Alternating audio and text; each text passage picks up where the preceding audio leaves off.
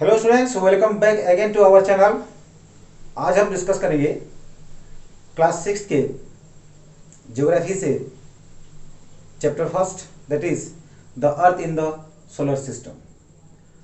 इस चैप्टर में हम डिस्कस करने वाले हैं the celestial bodies, the earth, the moon, the solar system and different types of constellations, galaxies, asteroids, meteoroids और बहुत सारे इंटरेस्टिंग फैक्ट्स।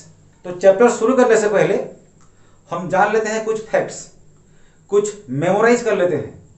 तो my first question is, have you ever seen the sky after sunset? Sunset के बाद आप लोगों ने कभी स्काई को देखा है? ऑब्वियसली आप हाँ बोलोगे ना। लगभग सभी लोगों ने नाइट स्काई को देखे होंगे। आफ्टर सनसेट क्या होता है, दिन का उजाला धीरे धीरे धीरे धीरे कम होते जाता है, और जब जब उजाला कम होते जाता है तब तब अंधेरा बढ़ता जाता है। तो after the sunset when you look at the night sky, आप क्या देखते हैं? So there are so many light dotted spots in the sky. वही देखते हो ना आप लोग, उसको क्या बोलते हैं हम लोग? स्टार्स बोलते हैं। बट आपने नोटिस किया होगा कि हम नाइट स्काई में जो देखते हैं, जो dotted spot, some of the spots they glow and some are twinkle. हाँ, ट्विंकल से याद आया, ट्विंकल ट्विंकल लिटिल स्टार। आप सभी लोगों ने सुना होगा, गाए भी हो गई ये गाना। ओके, चलो टॉपिक पर आते हैं। सम स्टार्स ट्विंकल। तो यहां पर एक सवाल आता है कि व्हाई डू स्टार्स ट्विंकल? हम जब नाइट स्काई को देखते हैं तो हमें दिखाई देता है कि कुछ स्टार्स ऐसे होते हैं जो कि ट्विंकल करते हैं। तो क्यों स्टार्स ट्विंकल क्यों करते हैं? इसके बारे में आप you will study it in your higher classes, but थोड़ा सा बताता हूं क्या there is a phenomenon behind it. Okay, and the phenomenon is known as turbulence. क्या होता है कि हमारे एटमॉस्फेयर में जो एयर का लेयर है, हमारे एटमॉस्फेयर में एयर मूविंग होता है। तो due to the movement of air, the light of the stars sometimes they reaches us directly and sometimes they reaches us by bending slightly, and this phenomenon is known as turbulence. So इसकी वजह से ही हमें क्या होता है कि stars का position different different महसूस होने लगता है, इसलिए वी फील दैट ट्विंकलिंग। यही इसके पीछे रीजन है। नाइट स्काई में आप लोग स्टार के साथ साथ और बहुत सारे ऑब्जेक्ट्स देखे होंगे। तो मून, दिन में आप सन को देखते हैं, लेकिन दिन में ये स्टार्स, मून ये सब दिखाई नहीं देते। क्यों? Due to the bright light of the sun. ये तो आपको पता है ना। एंड हर दिन आपको मून दिखाई नहीं देता। You can see the different phases of the moon. कभी आपका मून पूरा गोल दिखाई देता है, कभी थोड़ा सा कट जैसा। तो अभी डिस्कस करते हैं फेजेस ऑफ द मून क्या है। The portion of the moon which we can see from the earth. Moon का वही पर्सन, वही हिस्सा जो हम अर्थ से उसे देख पाते हैं, उसे बोलते हैं फेजेस ऑफ द मून।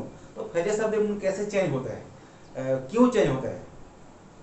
आज क्यों हमें पूरा चंद्रमा दिखाई देता है, तो फिर आफ्टर 14-15 डेज हमें वो टोटली दिखाई नहीं देता। चलो एक छोटा सा एक्सपेरिमेंट कर लेते हैं और उसको समझते हैं। ये जो बड़ा वाला बल्ब है, ये आपका समझ लो इसको अर्थ, और ये है आपका मून। तो अर्थ मून को अपने साथ लेके सन के चारों ओर घूमता है, लेकिन हाँ, उसके साथ साथ अर्थ खुद घूमता है, और अर्थ के चारों ओर मून ऐसे रोटेट करता है। Clear? The moon rotates around the earth. उसके लिए कितने दिन लगता है और क्या क्या फेनोमेनन होता है, वो हमें जब मून पढ़ेंगे तभी डिस्कस करेंगे। तो अब समझ लेते हैं ये फेजेस ऑफ द मून। तो देखिए यहाँ पर ये अर्थ है, ये मून। अब the light of the sun falls on the earth जो है ये मून के ऊपर आने से उसका उस शेडो के अंदर जो रहता है हमें दिखाई नहीं देता। लेकिन अब मैं इसको घुमाता हूँ, देखिए आपको मून दिखाई दे रहा है नहीं ना। अब देखिए घूम गया। तो मून का कितना हिस्सा दिख रहा है, मून का कितना हिस्सा आपको लाइट दिख रहा है? बहुत कम। अभी ज़्यादा ज़्यादा ज़्यादा। अब ये फुल मून दिख गया। इसका मतलब ये है कि सन का लाइट मून के ऊपर जब आ गिरता है तो हमें कंप्लीटली मून दिखाई दे रहा है। उसको बोलते हैं हम पूर्णिमा, यानी कि फुल मून डे। अब ऐसे रोटेट करेगा,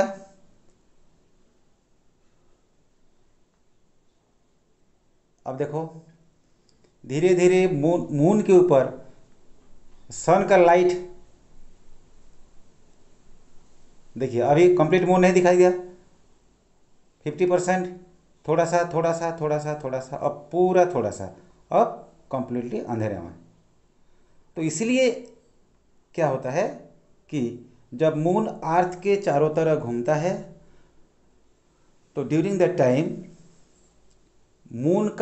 मून के ऊपर सनलाइट जितने पोर्शन में आता है तो जो पोर्शन की हमें दिखता है उसको बोलते हैं फेज ऑफ द मून, और phases of the moon are changing. Okay, अब समझते हैं कॉन्स्टेलेशन। ये कॉन्स्टेलेशन क्या है? आपने अक्सर कभी एक क्लियर नाइट में स्काई को देखे होंगे, जब बादल ज़्यादा ना हो, पूरा शांत हो, तो आपने नोटिस किया होगा कि बहुत सारे तारे, stars, they form some pattern. अगर हम उन स्टार्स को जोड़ेंगे तो हमें कुछ पैटर्न मिलेगा। देखिए इसमें 7 तारे हैं, 7 स्टार्स। ये जो 7 स्टार्स हैं they are forming a pattern. अगर उन तारों को हम जोड़ेंगे, इमेजिन करेंगे, तो कुछ एक बियर जैसा दिख रहा है, भालू जैसा, तो उसको बोलते हैं ग्रेट बियर। क्लियर? यही ये कॉन्स्टेलेशन है। So what do you mean by constellation? Constellation हम क्या समझे? The stars the forming a pattern, the stars forming a pattern. तो आप समझे phases of the moon, the full moon, the new moon. और अभी डिस्कस करते हैं और एक चीज के बारे में, बहुत सा इंटरेस्टिंग फैक्ट है वो। आपने नाइट स्काई में स्टार्स के साथ साथ और क्या क्या देखे हो? मून देखे हो, and other object, celestial objects moving in the sky, आप उनको पहचान नहीं पाते हो। तो जितने भी सारे ऑब्जेक्ट स्काई में होते हैं, चाहे उनके खुद का लाइट हो या ना हो, they may have their own light और may be lighted by the sun, सभी को बोलते हैं हम सेलेस्टियल बॉडीज। क्लियर? तो celestial bodies, the moon is also a celestial bodies, the earth is also a celestial bodies, the sun is also a celestial bodies, and the stars are also celestial bodies. तो clear हो गया? The moon, the sun, the star, the earth, ये सभी celestial bodies है। यहां पर एक बात आता है कि कुछ सेलेस्टियल बॉडीज के अपने लाइट होते हैं और कुछ अपने लाइट नहीं होते हैं। तो हमने अभी क्या डिस्कस किए? all the objects, all the shining objects you can see in the sky at night, they are the celestial bodies. आप मून में अगर खड़े होकर अर्थ को देखोगे तो आपको यहीं से मून जैसा दिख रहा है, ठीक मून से आपका अर्थ वैसा ही दिखेगा। इसका यह मतलब नहीं कि हमारा अर्थ का खुद का लाइट है। हम लाइट कहां से रिसीव करते हैं? From the sun. ठीक उसी तरह the moon also receives light from the sun. तो मून के लाइट जो हमें मिलता है वो कैसे मिलता है? The sun light falls on moon. Sun के लाइट जो सनरेज वो मून के ऊपर गिरता है और वहीं से रिफ्लेक्ट टुवर्ड्स अस। सो मून के जो लाइट हमें मिलता है वो है सन का reflected light. Okay, and the moon acts as a mirror here. ठीक उसी तरह सन का लाइट हमारे ऊपर आता है और हमसे, द अर्थ से रिफ्लेक्ट होकर जब मून में आता है, तो अगर हम मून में खड़े होकर इधर देखेंगे अर्थ की ओर, तो हमें लगेगा कि वहीं से और एक मून है। So out of this celestial bodies, the celestial bodies which have their own heat and light, they are called stars. अब समझ में आएगा ना, अर्थ सेलेस्टियल बॉडी है, मून सेलेस्टियल बॉडी है, द सन सेलेस्टियल बॉडी है, लेकिन अर्थ के अपने लाइट नहीं होते खुद के, मून के अपने खुद के लाइट नहीं होते, लेकिन सन का खुद का लाइट होता है। तो sun is star and all the others twinkling objects you can see, वे भी हमारे सन जैसा बहुत बड़े हैं। मान लो कि सन से ज्यादा और बड़ा है, फिर भी बहुत छोटे छोटे दिखते हैं। क्यों? इसके पीछे भी एक फेनोमेनन है कि अब कोई डिस्टेंट ऑब्जेक्ट आपसे जितना दूर हो वो उतना छोटा दिखेगा।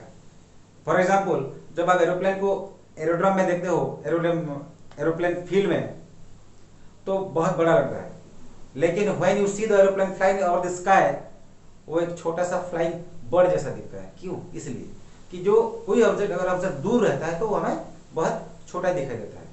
इसी वजह है कि the stars seems very small, लेकिन द सन जो कि हमारा करीबी स्टार है, उन स्टारों में से द सन हमसे बहुत ज्यादा करीब है, इसलिए सन ज्यादा बड़ा दिखता है हमें, और उसका लाइट हम फील कर पाते हैं। लेकिन उतने दूर तारे रहते हैं, इसलिए उनके लाइट हम तक पहुंचने में देर होता है, and we can not feel the heat and light of the other stars. Clear? तो हम कहा थे सेलेस्टियल ऑब्जेक्ट्स और celestial bodies. Those celestial bodies which have their own light and heat are known as stars. The sun is also a star, and other celestial objects which have their own light, they are also stars. But the moon, the earth, these are not stars. These are not stars, but they are categorized on the celestial bodies. Clear? तो students, आज हमने क्या सीखा? The important points today we learned are the sun, the moon and all those shining objects in the night sky are called celestial bodies. Some celestial bodies are very big and hot. They have their own light which are made up of hot gases and they are called stars. The sun is also a star.